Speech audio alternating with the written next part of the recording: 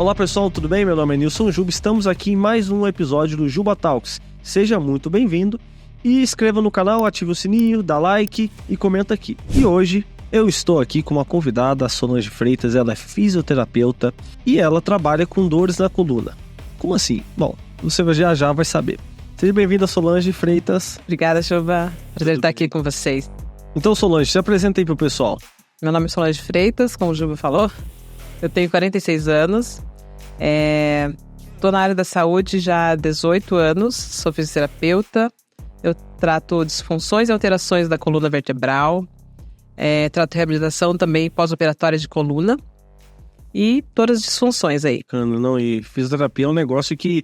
eu tava lendo, né, que no Brasil vai ter pessoas mais velhas no futuro do que pessoas jovens, né? Então, Sim, 2050 é para explodir assim, o número de idosos no Brasil. Não, é uma profissão que eu vejo que é o futuro, assim, né? Sim. Show de bola. Então, continuando, uma pergunta que eu acho que é legal, assim, que todo mundo meio que passa, né? Que é a questão da dor. Toda dor é grave? Então, vamos lá, vou voltar um pouquinho. Vamos entender o que é dor, né? Então, a dor é uma sensação, ela é classificada como uma sensação de uma lesão em potencial, de uma lesão real ou não. Uhum. Né? Então, assim, nem toda lesão justifica que eu tenho dor. E nem toda dor justifica que eu tenho uma lesão. Né? Então, ela tem fatores biopsicossociais, ou seja, depende do biológico, questões genéticas, enfim. Psicológicos, né? Como a pessoa se sente em relação à dor, porque assim, a dor é aprendida. A dor, se você for analisar os estudos que tem a fundo, a neurociência da dor trata muito isso. A dor é aprendida desde a infância, né? A primeira experiência de dor da sua vida, que provavelmente a gente tem pequenininho, né? Quando tem 2, 3 anos, começa a engatinhar, andar. Assim como você aprende a falar, você também aprende a reagir em relação à dor, né? Por exemplo, quando uma criança está aprendendo a andar e ela cai com o joelhinho no chão, dependendo da reação dos pais, aquela criança vai perceber a dor de uma forma, entendeu? Se a criança cai, os pais, nossa, meu Deus, né? Faz uma tempestade no copo d'água como se fosse acabar o mundo. A criança se assusta e acha que para ela, aquela experiência vai ser talvez a mais terrível. Ela vai enxergar a dor como uma catástrofe. Claro, nem sempre assim. Depende também da personalidade da criança. Mas isso influencia, gera certos bloqueios, talvez. Exatamente. Interessante, ó. Então, o psicológico, né, que é isso, a dor aprendida, o social, né? Ou seja, o meio em que você está inserido interfere na sua percepção de dor, né? O que como você está naquele momento da sua vida. Por exemplo, pensa numa hipótese assim, numa analogia que eu costumo fazer. Você está andando na rua e você torce seu pé. Você faz um entorse de tornozelo. Naquele dia você recebeu uma promoção do seu trabalho. Aquele cargo que você tanto esperava saiu. Aquela dor, vai ser uma dor razoável, porque o entorse é chato mesmo e dói. Aí, segura essa cena aí na tua cabeça e a gente vai imaginar uma outra cena. Você tá andando na rua novamente, você faz um entorse de tornozelo. Só que naquele dia você foi demitido. Você terminou com a tua namorada, você foi demitido. Ou seja, você tá um caos, então você tá virado de cabeça para baixo. Então, essa percepção de dor vai mudar conforme o contexto em que você está inserido. Porque tem fatores psicológicos envolvidos. Né? Interessante, né? Não. Sim. Porque, assim, olhando esse ponto de vista que você está me falando, eu fico pensando, porque lembrando das aulas que eu já tive sobre dor, né? Sim. Daí eu queria que você até me tirasse essa dúvida, se em termos dessa questão da gravidade da dor, porque, assim, eu li uma vez que a dor é como se fosse assim, obviamente, é uma sinapse que você, por exemplo, você rasga, você bate as suas costas, vamos dar um exemplo, já aconteceu isso comigo, eu dei uma cambalhota e bati as costas. Aí, naquele momento, meio que bateu no nervo, mandou uma informação pro cérebro, e o cérebro já botou aquele medo em mim. Pronto, você quebrou a coluna, quebrou como é que fala? As costelas e tal. E no final das contas, passou 5 minutinhos, voltei a andar, tava tudo certo, nem foi pro hospital. Sim. Tipo assim, como é que eu sei quando é grave, quando bate a coluna, ou quando a coluna dói, quando é, entendeu? Uma coisa muito específica. Sim. Como é que é isso?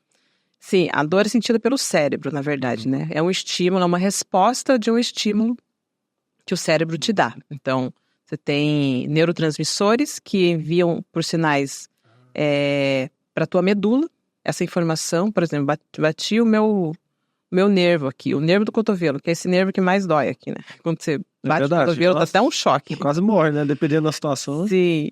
Aí esse estímulo vai em questões de milissegundos, assim, é muito rápida a condução, ainda mais quando se trata de nervo, né? Ele vai mandar esse estímulo para tua medula, a medula manda para o cérebro te dá uma resposta de dor rápida. Tudo isso em questões de milissegundos, né?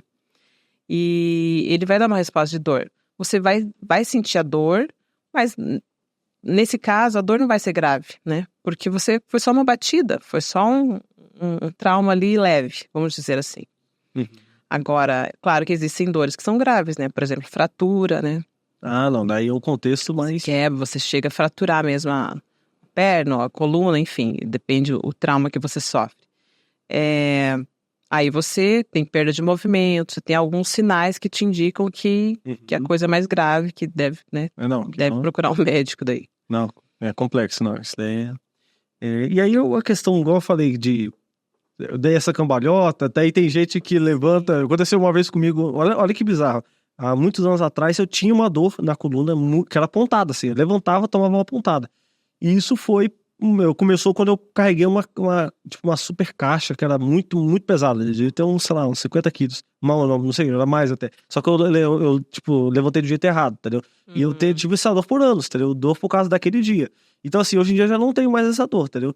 Então, assim, às vezes eu tô sentado numa cadeira que eu não tô acostumado, sento a dor e tal. Então, assim, a questão é, qual que é o problema mais comum? Eu falei os meus, mas qual que são os problemas mais comuns relacionados à coluna vertebral? Então, são vários. Hoje em dia, o que mais pega, assim, o que mais chega pra gente no consultório é lombalgia, né? E dor na coluna lombar. Ah, tá, entendi. Às vezes eu tinha isso aí.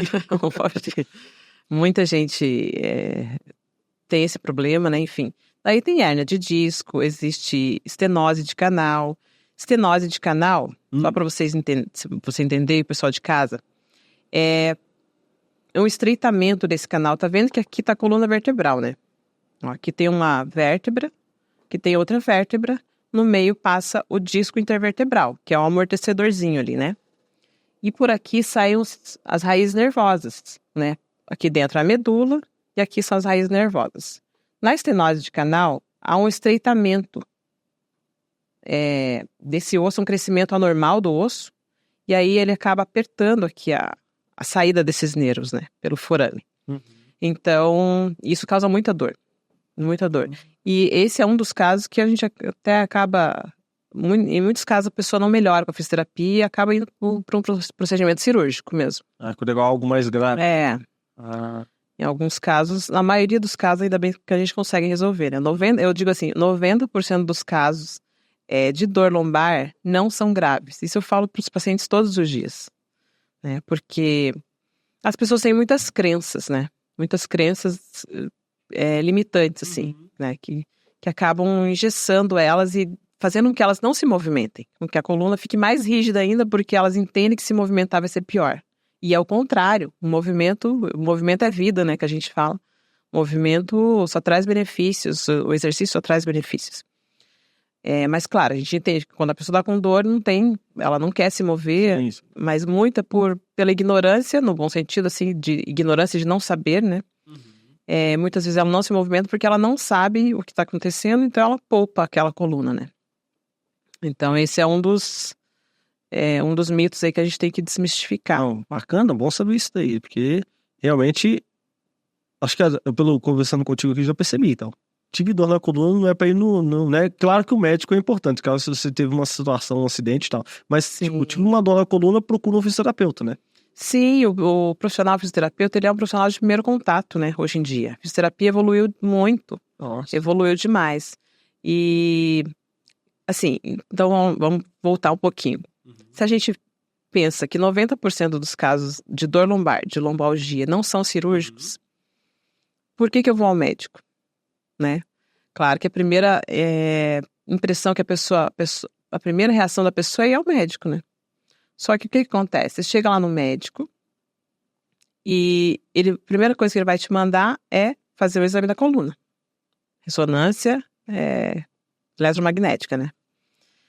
E tem estudos que já provam que a pessoa quando ela pega o exame da ressonância da coluna, os exames de imagens, ela já sai, e quando ela vai num profissional, ela já sai até andando diferente.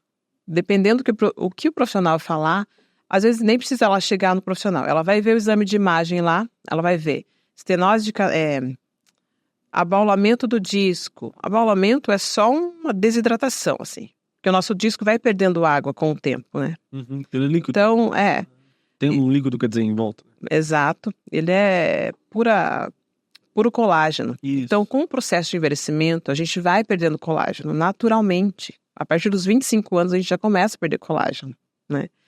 Então, a gente não perde só na pele, a gente perde colágeno também dos discos, né? Corpo todo, né? Do corpo todo. E não tem como repor, não tem um remédio que as pessoas comprem e é tudo mentira, viu? A galera vende aí. Agora eu lembrei de um monte de gente vendendo aí, ficando rico, né? Com essa questão de tome colágeno para sua coluna, para o seu joelho. Mentira. Isso aí É verdade. Tá mentira, então. não absorve. Tem estudos, tem pouquíssimos estudos que falam sobre isso. E muitos ele não é comprovado cientificamente, né? Vou saber. Então, para o joelho ainda é até mais fácil de ser absorvido do que a coluna, porque não tem como absorver. É muita coisa, Pele, né? Também que eles falam bastante. Pele também, tudo balela. Não existe isso aí. Para renovar o colágeno, só se ganhar uma coluna nova. Nascer de novo, né? Sim. Então, assim, aí a pessoa vai no médico, né? Ela foi no médico, ele passou a guia lá para ela fazer o exame de imagem, né? A ressonância da coluna. E tem alguns remédios para dor. Normalmente, se ela estava com dor, o médico medicou, analgésico, e falou para ela fazer os exames. Ela fez os exames, só que ela não se aguenta. Antes de levar o exame para o médico, ela abre aquelas imagens e tá lá, tudo descrito. Desidratação discal, que eu disse que é a falta de água no disco, que é normal, as pessoas vão perdendo colágeno e água do disco, né? Ele vai desgastando. E ela vai vendo abaulamento, ela vai vendo vários problemas decorrentes do processo de envelhecimento. Vamos supor aqui, abriu outro parêntese. Hipoteticamente, se a gente tivesse condições e fizesse, sei lá, numa cidade inteira, ou num estado, ou no Brasil inteiro, com que todo mundo fizesse ressonância a partir dos 30 anos, em todo mundo, praticamente, ia sair algum grau dessas patologias que saem nos exames, né? Desidratação discal, abaulamento do disco, né? Agora, não quer dizer que o resultado desses exames indicaria que a pessoa tem dor. A maioria não vai ter dor. E vai ter os exames de imagens alterados, né? Eu costumo comparar que o exame de imagem é como se eu tirasse uma foto de você por dentro, né? E como por fora você acaba envelhecendo, tem cabelo branco, tem manchas senis, tem rugas, marcas de expressão, por dentro a gente também envelhece, né? Então não poderia ser diferente. É orgânico, né? É orgânico. Agora a gente não... Claro, existem doenças da coluna que são degenerativas, né?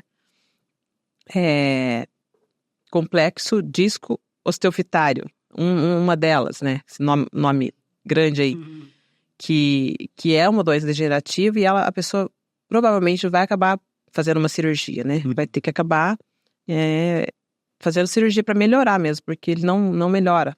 Ele melhora mas é uma coisa rara, volta, né? mas é raro, né? Entendi. A maioria não tem problemas mais graves na coluna, né? E eu falo que isso é uma vantagem. E tudo, a maioria dessas dores se resolve com exercício. Olha aí.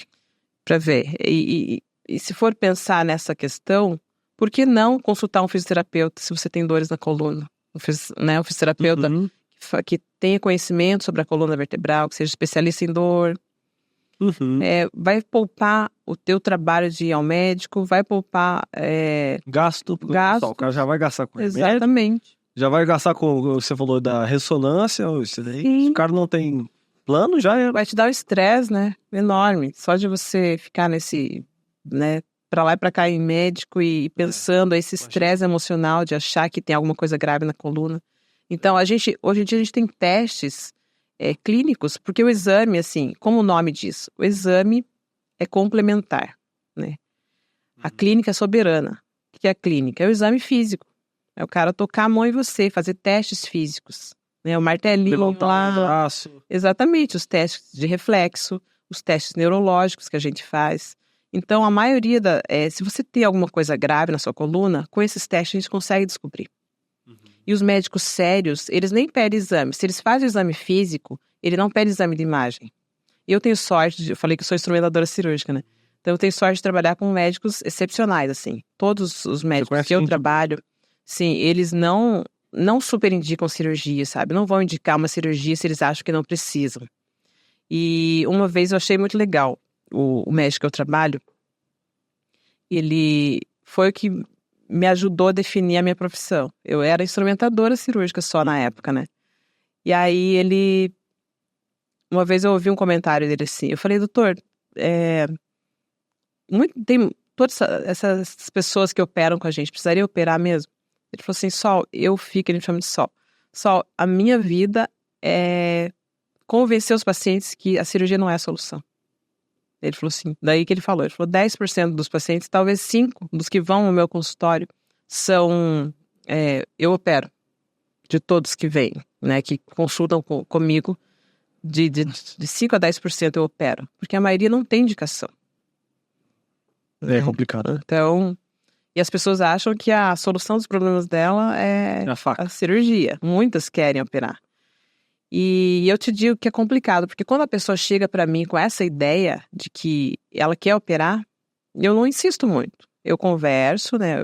Eu explico o que pode acontecer e tudo mais, o que pode acontecer no tratamento conservador e o que pode acontecer no tratamento cirúrgico. E eu explano tudo para ela. E daí é com ela. Mas se ela quer mesmo, se isso está dentro da cabeça dela, já está decidido. Tem gente que já está decidida a operar. Ela fala, eu vim aqui só porque meu marido falou para eu fazer fisioterapia para tentar, ou minha esposa falou para eu tentar. Mas eu sei que não vai dar certo. Para mim, já acabou ali o tratamento, sabe? Se ele está convencido a operar, eu falo, pode operar. Você já decidiu. Depois você volta aqui para te reabilitar. Que daí é por questão do medo, né? Que os pacientes têm de mexer na coluna, né? Sim. Tem gente que também tem o contrário, né? Tem muito medo de operar. Isso é bolagem, né? Porque a melhor coisa que tem, às vezes, a pessoa conversando com um profissional de fisioterapia, igual você falou, gabaritado, já entendeu, isso já veio do meio da saúde e tal. Sim. Não é qualquer pessoa, né? Então... exatamente. Tudo tem seu risco, né? E a maioria dos, como eu te falei, são tratamento conservador. Ainda bem que tem, né, essa opção. Pois é. Porque, assim, o que é o tratamento conservador? Só para... Isso explica pra gente. Para você entender. O tratamento conservador é tudo que não é cirúrgico. Então, normalmente a gente classifica como fisioterapia e remédios, né? Então, a gente vai tentando tratar esse paciente com fisioterapia, com remédios, atividades, né? Com educação em dor. O que é educação em dor? O paciente chega lá no consultório, depois que eu faço a avaliação nele, faço a anamnese, faço todo o questionário lá de perguntas que eu preciso entender a dor dele e o contexto em que ele está inserido e quando que essa dor começou. No tratamento conservador é fisioterapia e remédios, né? Então, o paciente vai fazer tudo que não é cirúrgico, né? Para tentar fugir da cirurgia, né? Mesmo que seja um problema ainda mais sério, assim. E o problema é que nesse tempo, às vezes o paciente faz uma fisioterapia meia boca, né? E aí não melhora mesmo. Aí ele chega, o médico dá 6 meses, fala, vai fazer fisioterapia, tá aqui a guia, e daqui 6 meses você volta para te avaliar. Dali 6 meses ele volta e fala, doutor, não funcionou nada. Fiz fisioterapia, tomei remédio, continua a mesma dor. Só que a minha questão é, que tipo de fisioterapia esse paciente fez? Né? Ficou deitado na maca lá, só tomando choquinho?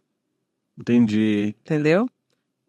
Teve movimento nesse meio, nessa fisioterapia? Certo, né? Entendi. Então é complicado. Daí os pacientes vão para cirurgia, porque eles falaram que, né, não funciona, a fisioterapia não funcionou, então o único recurso é ir para fisioterapia. Então, eu falo para os meus colegas fisioterapeutas, quando a gente se reúne e começa a falar sobre os casos, né, de discutir casos, eu falo que se tem muito paciente operando, isso também é incompetência dos fisioterapeutas, né? É incompetência nossa, porque tem muitos casos que tem solução e a gente não está se atentando, né? E se o cara faz uma fisioterapia de péssima qualidade, ele não vai melhorar muito. Não vai melhorar nada, na verdade. Né?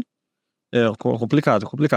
E sobre histórias de pacientes, você tem alguma história como você falou, que tem várias pessoas que você conversa sobre histórias de pacientes e tal, tem alguma história específica que você pode contar? Tenho várias. Eu até falei que um dia eu vou escrever um livro ainda. Diário de uma fisioterapeuta. Tá boa, hein? Eu acho que nem é um livro novo no mercado, porque nem tem esse tipo. Sim, bem interessante. Tem muitas histórias legais, assim. Bom, a última agora, chegou um paciente pra mim. Ele falou assim, olha, eu operei com o doutor, tal, o doutor que eu trabalho, né, inclusive. E ele falou, e o médico que eu trabalho, ele dá 2 opções. Ele me indica algumas outras clínicas, né? E ele foi, eu não sei qual clínica, também nem vou citar aqui, né? Nem se eu soubesse. E ele foi em alguma clínica aí que ele encontrou. E ele falou que ele não gostou do atendimento.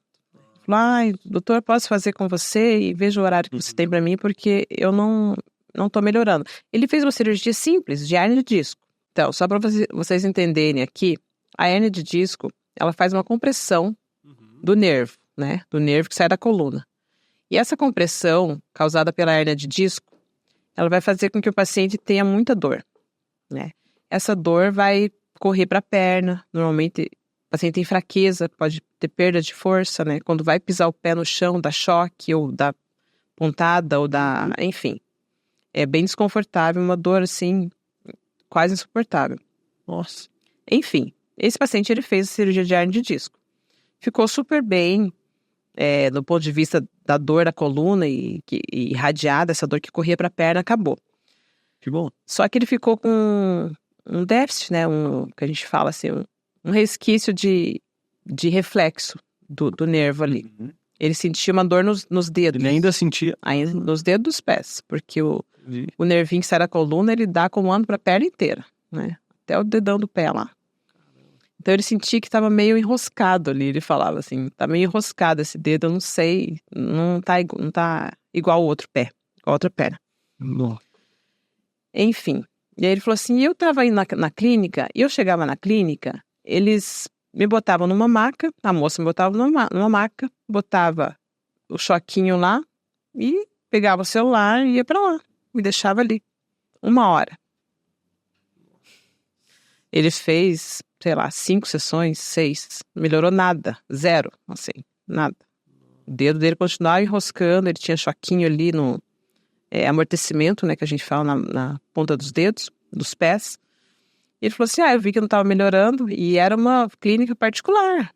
Não era uma clínica pelo plano de saúde, né? E aí ele me procurou e nós começamos, eu avaliei ele e começamos um plano de tratamento. Com 4 sessões, esse paciente acabou esse desconforto dos pés. Então, a galera Você descobriu o que estava acontecendo com ele e aplicou exercícios nele, digamos assim. Sim, foram aplicados exercícios terapêuticos, né, para pós-operatório de coluna. E ele melhorou, sabe, absurdamente, assim. Que bacana. Ele ficou bem feliz, está fazendo comigo até agora, até hoje, porque a gente está fazendo fortalecimento ainda, né? Porque ele é um idoso de 80 anos, mas é um paciente super ativo, assim, super saudável, não tem problema nenhum, se movimenta normal, sabe? Não, show de bola. E você tem outra história, assim? Tenho, sim. Tenho de pacientes, assim, que foram bem complicados.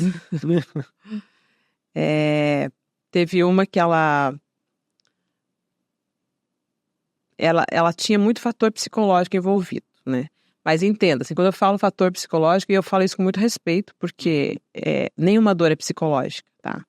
Antigamente, os médicos, os profissionais em geral, não tinham muito conhecimento sobre dor e falava assim pra pessoa, meio que botava um rótulo nela, né, meio que de maluca, assim, a tua dor não existe, não tá comprovado nos exames aqui nada que justifique a sua dor. Aquela Entendi. questão, né? Que só achavam que a dor existe porque teria que ter nos exames. Uma mancha. Entendi. E a gente já falou, né, no começo que isso não procede. Enfim, como eles não achavam nada físico, eles falavam que a dor não existe. Isso é coisa da sua cabeça, convive com essa dor. Então você imagina a cabeça da pessoa, né? Ouvir que a dor dela não tinha solução. Mas hoje já se sabe que existem fatores psicossociais que interferem na dor, né? Interessante. E aquela questão que eu te falei, do contexto que a pessoa está inserida, do que momento da vida dela que ela está, né? Lembrando lá do entorse, se está sendo promovido ou se está sendo demitido, né? E isso conta absurdamente na tua percepção de dor.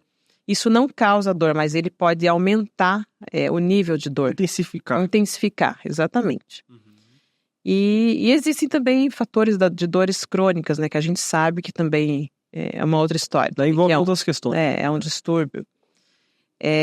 Essa paciente, ela também me chamou para atendimento. Ela tinha uma dor muito forte na coluna cervical, no pescoço. E eu fui atendê-la, fui atender domiciliar, né, ainda na época. E atendi, e eu, assim, fui muito cuidadosa com ela, sabe? Eu fiz toda a anamnese, né? Tirei todas as informações que eu precisava. E fiz alguns movimentos com ela, cuidadosos, enfim. E ela não tinha operado, não. Ela foi tratamento conservador, só tinha dor e ela tinha que tratar. E no outro dia, essa paciente, 6 horas da manhã, ela já começou a me mandar mensagem. O que você fez comigo? Porque eu não consigo me mexer, porque eu tô muito dolorida. E eu até me assustei, falei, gente, essa paciente, eu não fiz nada com ela. Nada que justificasse, sabe? E aí, mas isso faz bastante tempo já. Eu tava começando a estudar dor, né?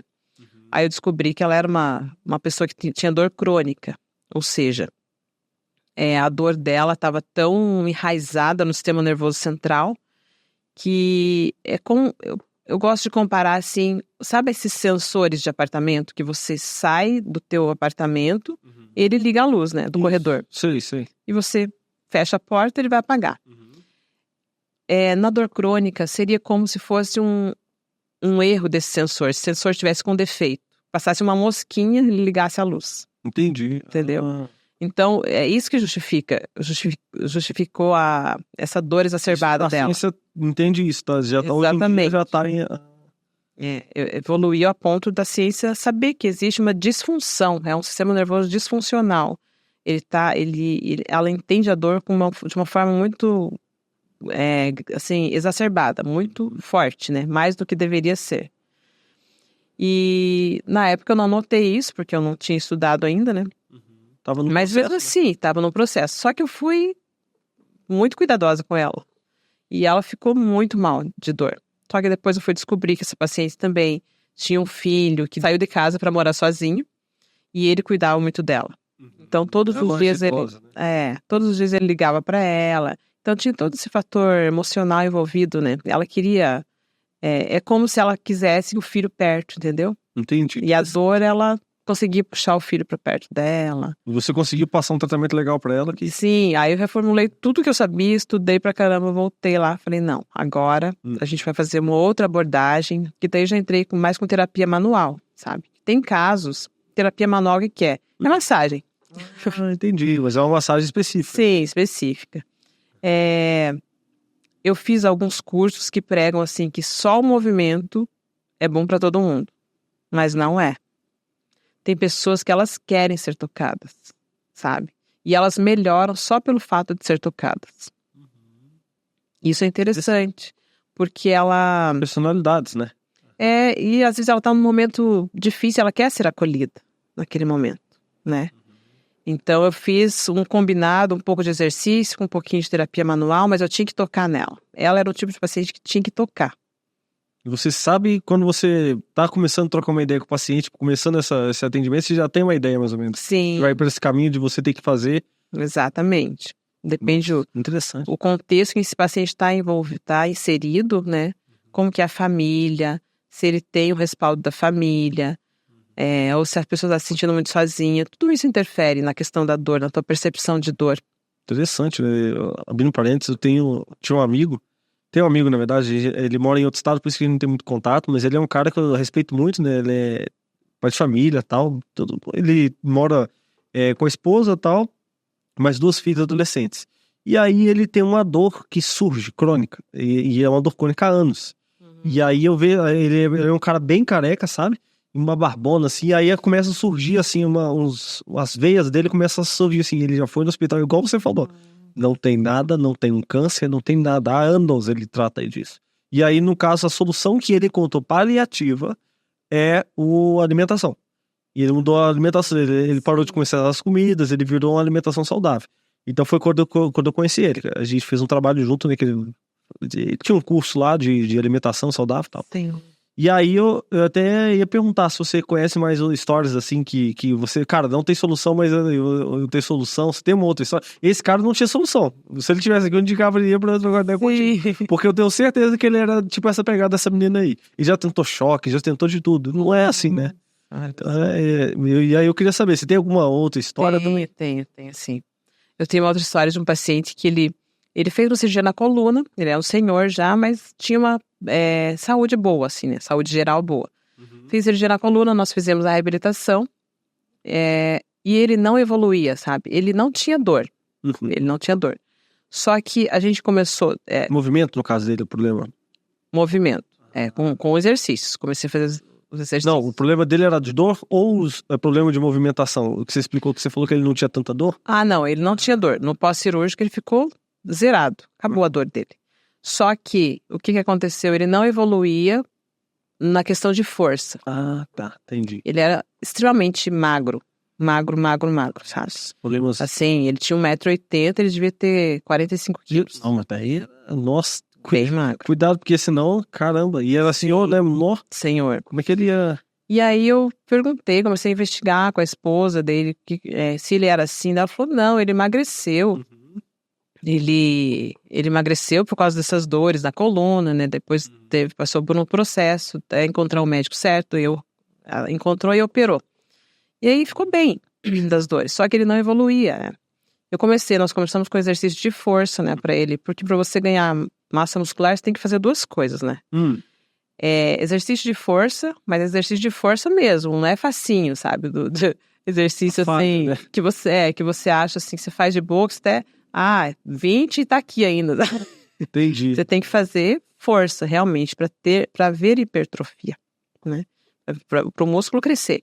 E o outro fator importantíssimo, consumir proteína, né? Sem essas 2 coisas, não tem como ganhar massa muscular. E a gente estava fazendo. Aí eu comecei a investigar, falei, mas o senhor tá comendo, como que é a tua alimentação, assim, né? Come carne, ovos e tal. Aí ele falou, não, como super bem. Nossa, eu tenho fome, eu como super bem. Aí eu propus para ele investigar como que estava a questão com o profissional certo, né? A questão nutricional dele, a questão de vitaminas. E ele foi descobrir que ele tinha um problema no intestino. Daí depois disso eles procuraram outros profissionais. Isso. E descobriram que ele tinha um problema grave no intestino. E aí ele não estava tendo a absorção necessária. Se ele não estava tendo a absorção necessária, ele não tinha as proteínas, né, absorvidas no intestino dele. Com isso, ele não estava ganhando massa muscular. Aí ele se cansava muito nos exercícios. Eu achava estranho, sabe? Ele comia bem. Então, aí nós descobrimos que foi a questão dele. Tinha uma disbiose intestinal. Desbiose. É um desequilíbrio do intestino que faz com que você não absorva as vitaminas necessárias. Então você pode comer o que for, que você não... Tudo, um whey protein com o cara não vai... Não vai crescer. Caramba. Então, aí é legal, o profissional tá sempre antenado, né? Porque assim, hoje em dia as pessoas separam muito por especialidades, né? A fisioterapia também tem isso, né? Eu sou da ortopedia, mas eu vou tratar coluna. Enfim. Outro profissional lá é da ortopedia, vai tratar ombro. Ou neuro, ou seja lá o que for a especialidade, a pessoa parece que esquece que o ser humano não é só uma coluna, né? Ele não é só um joelho, não é só um ombro. Ele é a sua totalidade ali. É um combo ali. É um combo, né? E tá tudo interligado. o psicológico está interligado, né? Tem que estar atento a essas questões da alimentação. Se o treino não está rendendo, se os exercícios não estão surtindo efeito, tem alguma coisa errada. Aí, a gente não é obrigado a saber tudo, mas o básico você tem que saber, né? O básico, não precisa ser nutricionista para saber sobre o básico de alimentação, né? Não precisa ser psicólogo para saber o básico de psicologia.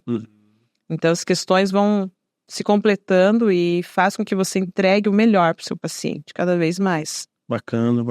Então, uma pergunta também que eu queria fazer para você, que é uma polêmica que o pessoal a gente estava comentando aqui no off, que é o colchão e travesseiro. Como é que é? Explica isso pra gente aí. Isso aí é uma ótima pergunta.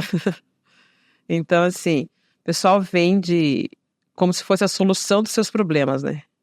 Compre o colchão magnético de 20, 30 mil da NASA. A pessoa paga 20, 30 mil no colchão. Gente, isso é tudo balela, isso aí não existe. O colchão não vai fazer com que você tenha menos dor na coluna. Não vai. O travesseiro também, super, hiper, mega da NASA, também não vai fazer com que você tenha uma noite melhor de sono, com que você não tenha dores no pescoço, sabe? Essas questões não interferem, assim. O que você precisa? Claro, de um colchão bom, né? Que não seja nem muito mole, nem muito duro, que você se sinta confortável com aquele colchão. E travesseiro a mesma coisa, né? Que ele seja confortável, que ele tenha... As pessoas sempre perguntam, qual o tamanho ideal de travesseiro, né? Bom. Então, o travesseiro, não tem como ter um travesseiro ideal, porque cada pessoa tem um tamanho de ombro. E o travesseiro ele tem que ter exatamente esse tamanho do teu ombro, onde ele começa aqui e termina aqui, né? Então, o teu ombro vai ficar na cama e o travesseiro fica em cima do ombro, né? Diferente do que muitas pessoas usam até no ombro. Ixi, tem cada pessoa aqui. Desculpa. Então é isso. E trocar a cada 7 anos, conforme o fabricante recomenda. Mas não precisa ser o mais caro do mercado, sabe? Não precisa. Tem aqueles ortopédicos também, né? Ou não? Existe essa diferença ou não? Não. É o que você se sente confortável, entendeu? Não vai fazer... Claro, não pode ser muito duro, como eu falei, nem muito mole. Um colchão que você afunda quando você deita, afunda demais, né? Que mexe demais. Isso não vai te causar conforto. Agora, não precisa pagar uma fortuna... 15 mil reais num colchão. 20 mil num colchão. E tem uns que vendem que falam que é magnético, né? É isso que eu ia falar. Minha avó uma vez comprou um desse. Gente, pra que magnetismo? Na época, 2005, 3.500 reais era... Era sim, complicado. Para que magnetismo? A gente já recebe magnetismo suficiente. Isso aqui tem magnetismo. O celular tem magnetismo. O micro-ondas tem magnetismo. A gente não precisa de mais magnetismo no nosso corpo, decididamente. Tá louco. Então, fake news, né? Sim, mais uma fake news aí. Vamos desmistificar algumas.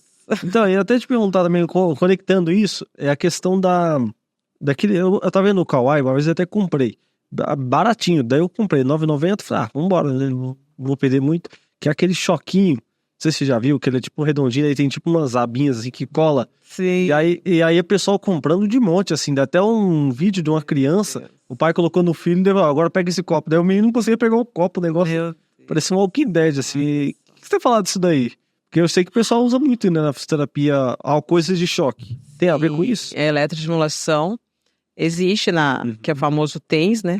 Ou FES, que a gente usa na fisioterapia. A gente não, eu uso pouquíssimo, assim, sabe? Eu já vou te explicar o porquê que eu não uso. Eu uso em situações muito pontuais, né? Assim, não uso no meu dia a dia. Eu acho, respondendo a sua pergunta, o que eu acho desses choquinhos da Shopee ou do Kawaii é um absurdo, não deveria ser vendido, né? Por quê? Ele tem sim sua... Eu não sei, na verdade, porque eu nunca comprei, né? Esse da Kawaii. Mas eu imagino que seja um padrão, assim, para todo mundo, né?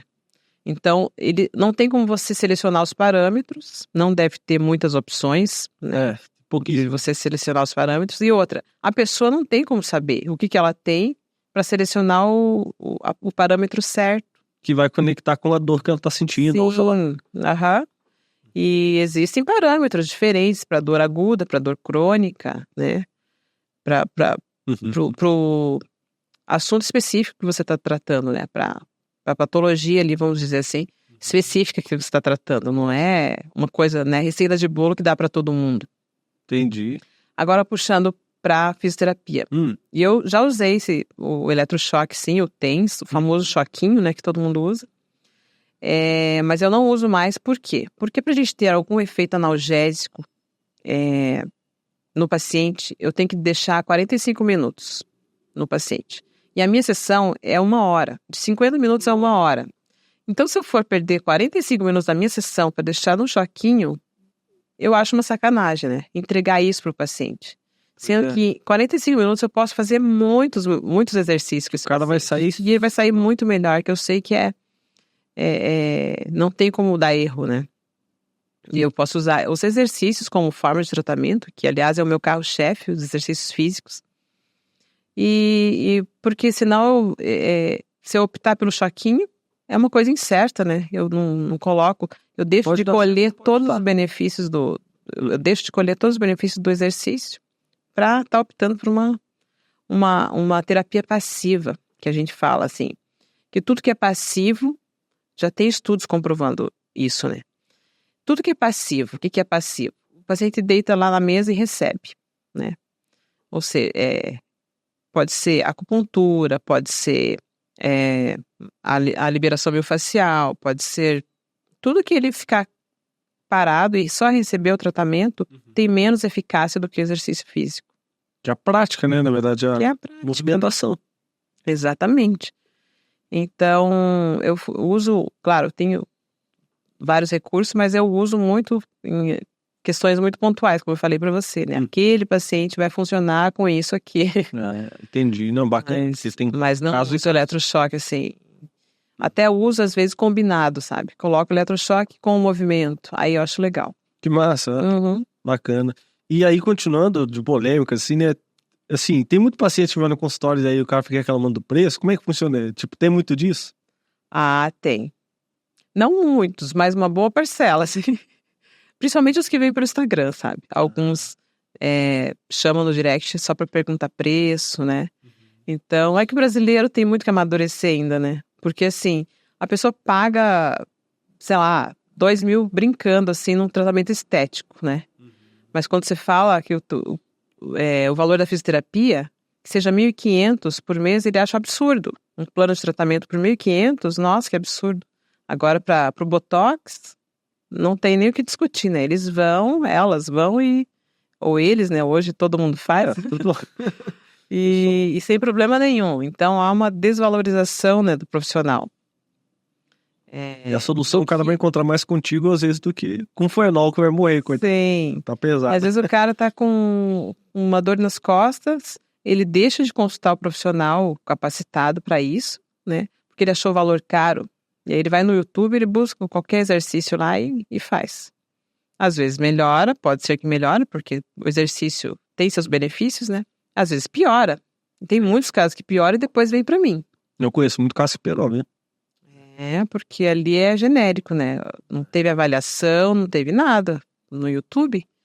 Então, não tem como você saber se vai dar certo ou não. Perigo isso daí. Então, procura o profissional, porque senão vai dar ruim. E aí, continuando essa questão, o que mudou na fisioterapia moderna, assim, como é que você já falou, né, um pouco sobre, né, mas hoje em dia, comparado com antigamente? Sim. Nossa, mudou muita coisa. Antes, o primeiro curso de fisioterapia no Brasil surgiu em 1951. Nossa, recente demais. Então um curso novo, né? Se for comparado com medicina, que é desde o período colonial, né? Medicina. Enfermagem também é um pouco mais antigo que a físio. A físio evoluiu muito, assim, né? Antes o fisioterapeuta era um técnico, para começo de história, né? Não tinha faculdade, então... Bacharel nada. Não, o fisioterapeuta era um técnico. Ele pegava, o médico falava o que ele tinha que fazer, ele ia lá e aplicava. Depois surgiram as faculdades e ele passou a ser muito mais autônomo, né? Ter seus próprios... Criar uma clínica. Isso, pode tomar suas próprias decisões, suas próprias condutas, e ele é preparado para isso. Somos preparados para isso. E ele é um profissional de primeiro contato, que pouca gente...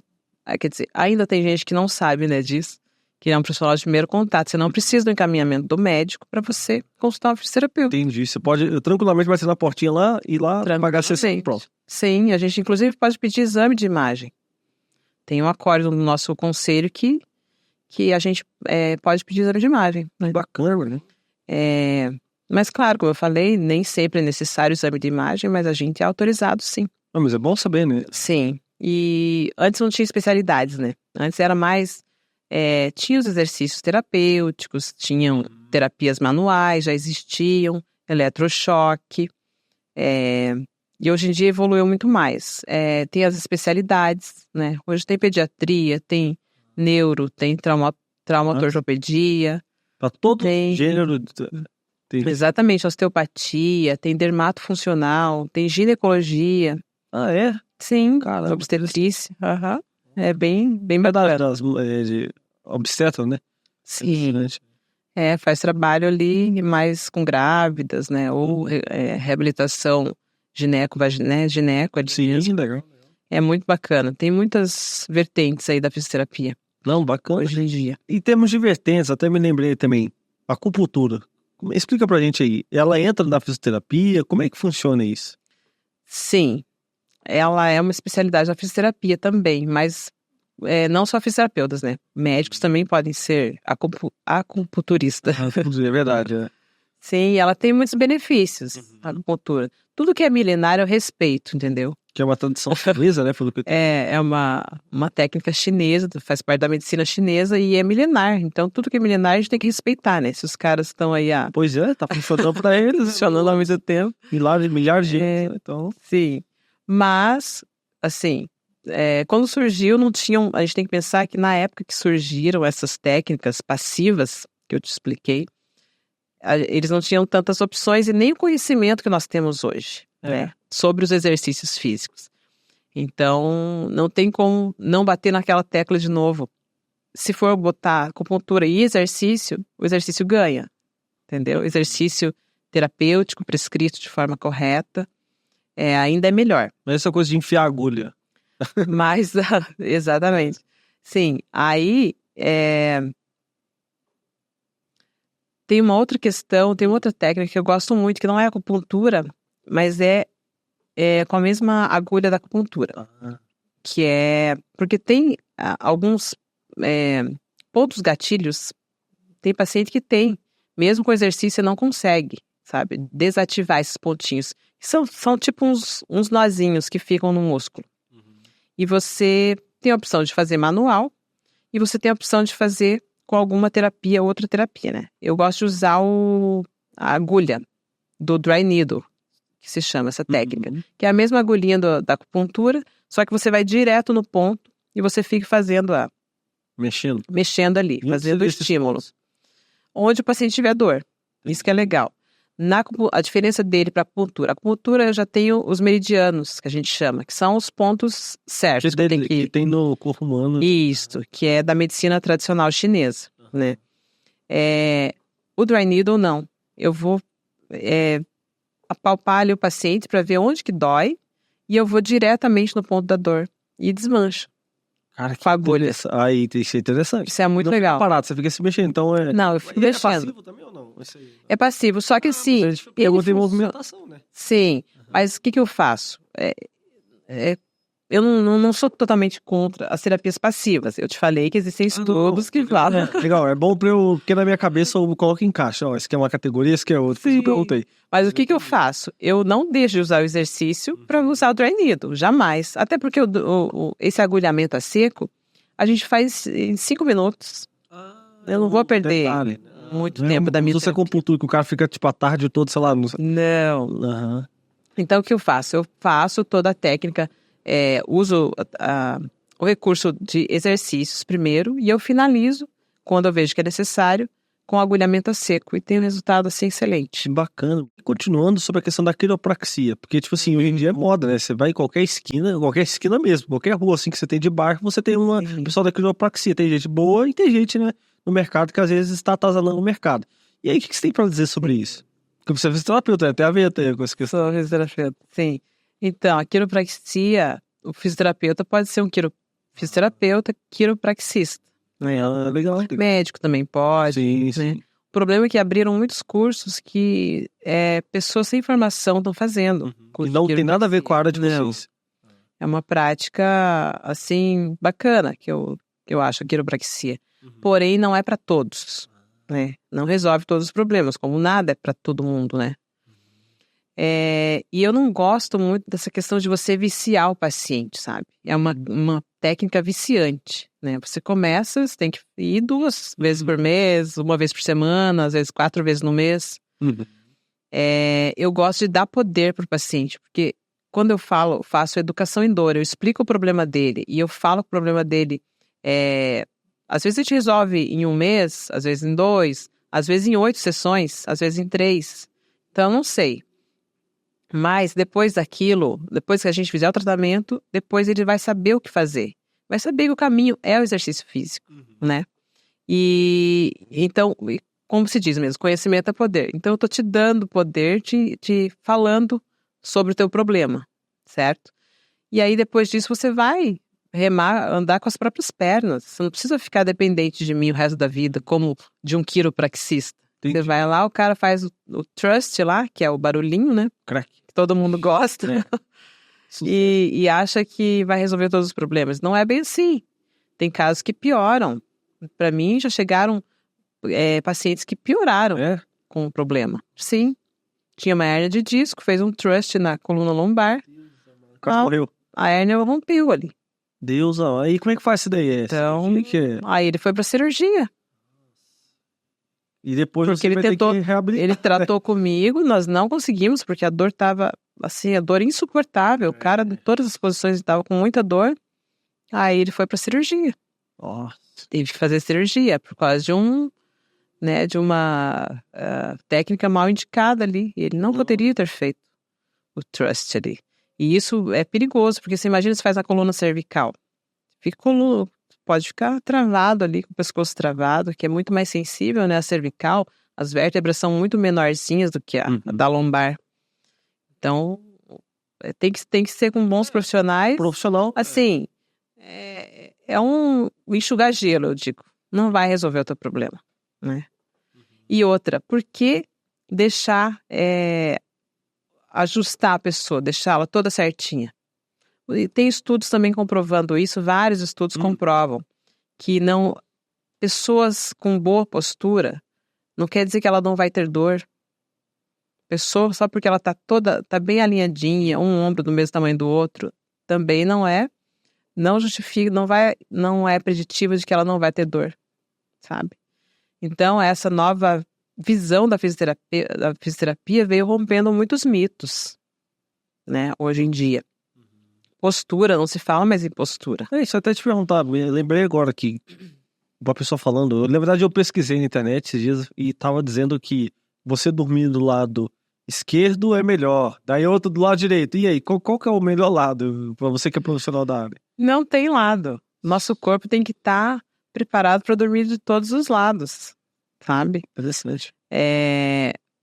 Agora, se for falar em postura, em posição melhor para dormir, ou é de lado ou é de barriga para cima. O de bruços a gente não recomenda muito porque a cervical vai ficar rodada aqui, ó. E você imagina, muito tempo a cervical rodada, a pessoa pode ter dores no pescoço. A chance dela abaixo tem uma dor absurda. No pescoço. Mas assim, se a pessoa dorme de barriga para baixo, nunca sentiu dor no pescoço, não há restrição. Acostumou, teu corpo se adapta, o nosso corpo se adapta muito fácil. Nossa, criança que dorme só assim, né? Sim. Eu acho que quando eu era pequeno eu dormia um pouco assim, mas realmente de lado, né? No final das contas, meio que a maioria das pessoas dorme de lado, né? Sim. Bacana, bom saber. Isso daí é um mito também. E essa questão daí de como é que você mantém uma vida saudável para evitar dor? Então, nós não estamos livres, né? Até esses dias eu acordei e eu falei, vou fazer um story sobre isso. Acabei fazendo. Acabei não fazendo, na verdade. Gravei e não postei. Eu acordei também com um pouco de dor no pescoço. E aí, qual a minha primeira reação? Vou buscar o exercício para fazer, né? E fiz meus exercícios, melhorei. Rapidamente, assim. Então, qual é a diferença de uma pessoa que tem uma outra mentalidade, né? Para quem a pessoa que é ignorante em relação aos exercícios, né? Eu não tô falando ignorante no sentido pejorativo, tá? Tô falando ignorante de não saber, de não entender sobre aquele determinado assunto, que muitas pessoas não sabem mesmo. E a gente, é nosso papel disseminar essas informações, né? Para que as pessoas vivam melhor. A reação de qualquer pessoa quando acorda com dor no pescoço, qual seria? Vou tomar remédio. Né? Então, acho que o meu sonho, assim, de consumo é que as pessoas começassem a enxergar o exercício como remédio, sabe? Como remédio, o melhor remédio. Para todas as suas dores. Claro que você não tem que saber de todos os exercícios, né? Acordou com uma dor, vá a um profissional que vai te indicar o melhor exercício, né? Para sua dor. Agora, respondendo a sua pergunta, já fugi aqui. Não, mas tá dentro, manter uma vida saudável, isso aí, você já tá respondendo, né? Eu sou bem disciplinada, assim mesmo, com os exercícios. Mas não é porque... hoje em dia já não é mais por uma questão estética, né, somente, por uma questão de saúde. Porque eu quero envelhecer bem, né? Eu quero... Só me parece, ela falou que tinha 46, eu achava que era menos. Ai, legal. 38, 38, 46, que isso? 46 já. Então, eu quero envelhecer bem, eu quero ter netos, eu quero poder pegar meus netos no colo, eu quero ter uma vida normal, eu quero estar com 90 anos fazendo agachamento na academia, aí, sabe? Eu acho que tudo isso como eu digo sempre, né? Eu digo até para os meus filhos, falo, um dia a conta chega. Não se preocupe. O inverno implacável. Quando você é jovenzinho, você faz tudo, não dói nada, você pode comer tudo que você quiser, né? O bom seria que você tivesse a resposta das coisas na hora, né? Porque acho que a gente seria mais prudente. É verdade. Você comeu um hambúrguer, pula uma barriga aqui na tua frente na hora. Você deixou colesterol, você já começa a sentir, começa um negócio super salgado ali, fritura, você já começa a sentir mal. Porque talvez as pessoas se tocassem, né? Porque são coisas silenciosas, né? As doenças crônicas não transmissíveis são silenciosas, né? Hipertensão, cardiopatia, diabetes, né? Quando você vê, você já tá estourando. 50 anos, você já tá todo cheio de problemas aí. Então, levar uma vida saudável para mim é muito instintivo, assim, é como escovar os dentes, sabe? Não interessa se você tá bem, se você não tá, se você tá cansado, se você não tá, você não pensa, você simplesmente escova os seus dentes, né? Você não vai para comer, você não vai pensar se você tá de mau humor, você vai ter que almoçar, né? Algum momento do dia, comer algum momento do dia. Então, tem que estar dentro da nossa rotina. Quando você tem esse pensamento, assim, de que eu tenho que fazer, não importa. Tem que fazer, você vai lá, né? Tudo bem, vamos também... Tem aquele dia que você não tá a fim de ir. E você não vai, você respeita o teu momento, né? Hoje eu não tô, sei lá, tô meio chateado, não vou render no treino. Ou tá chovendo, tá frio demais. Sim. Agora, isso não pode virar regra, né? A exceção não pode virar regra. Tipo, nem um dia tô a fim, vou ficar uma semana, 2... E aí, conforme você vai parando de se exercitar, a tendência é você ficar cada vez menos com vontade de ir, né? Então, mas, assim, se eu perguntasse assim, você tem dúvida de que o exercício traz benefícios? Ninguém tem dúvida, né? Ninguém tem dúvida de que o exercício traz benefício. E por que as pessoas não fazem? Que é aquela questão, né? O cara... Acho que a disciplina, tô falando no meu contexto, a disciplina que é o problema, porque às vezes você vai na academia pagando, e teve várias vezes que eu paguei por mensalidade, não fui nem no mês, entendeu? E não é por falta de tempo, porque daria pra colocar ali, né? É realmente a disciplina que você falou, acho que isso daí é o principal, né? A mentalidade, né? Mas eu entendo que não é fácil. Por quê? Porque o nosso cérebro, ele é uma luta muito grande pra gente fazer as coisas que não estão... dentro dos nossos instintos, sabe? Então o cérebro, o que ele faz? Ele quer economizar energia, ele quer buscar o prazer, né? E ele não quer sair da zona de conforto, né? Ele quer facilidade. Ele quer o máximo de... Ele quer, mas não é o que ele precisa, né? Então, por exemplo, de manhã, quando você vai pra academia, pra você ir pra academia, você tem alguns instintos, desculpa, eu ia falar dos instintos do cérebro, eu acabei me perdendo. Tem alguns instintos do cérebro, certo, que é assim, que são poucos, que é comer, fazer sexo, ganhar dinheiro e dormir. Então, se você, de manhã, você se planeja, você fala, amanhã eu vou pra academia, segunda-feira é o dia mundial de ir pra academia, né? Todo mundo só fala, mas ninguém vai. Muita gente não vai. Então, aí toca o despertador de manhã, o que você faz? Você olha pro despertador, você põe no soneca ali, mais um pouquinho, e você acaba não indo. Por quê? Você está disputando com um instinto do cérebro. Uma coisa primitiva, que é dormir. Então, você tem que bolar estratégias para você não ceder aos desejos do cérebro, né? Porque isso é subconsciente, né? Você não decide não ir. Você se programou para ir. Você queria realmente ir. Só que o teu subconsciente não deixa você ir. Você vai criar estratégias. Então, no dia anterior, você vai deixar sua roupa separada. Vai deixar seu tênis, sua camiseta, enfim, a roupa que você vai usar no dia seguinte, pertinho da cama. Porque escolher também gasta energia. Se você tem que pensar, nossa, vou ter que levantar agora, vou ter que escolher a roupa que eu vou. Isso é mais um preditivo para você não ir. Já o cérebro já entende. O cérebro fala, não, muito trabalho, vamos economizar energia? Fica aqui dormindo. Então, você já quebrou uma barreira, você deixou a roupa arrumada. Você vai deixar a tua roupa arrumada, seu tênis e o despertador longe da cabeceira. Aí você se obriga a levantar e tirar o despertador, e parar o despertador, né? Quando você não vê o despertador, né? Aqueles caras, né? Não, mas aí eu entendo, tem razão. Tem que pôr bem alto e longe da sua cama. Tem que pôr uma música que você tem que levantar e desligar, senão o vizinho vai. O pessoal vai, tá acontecendo aí.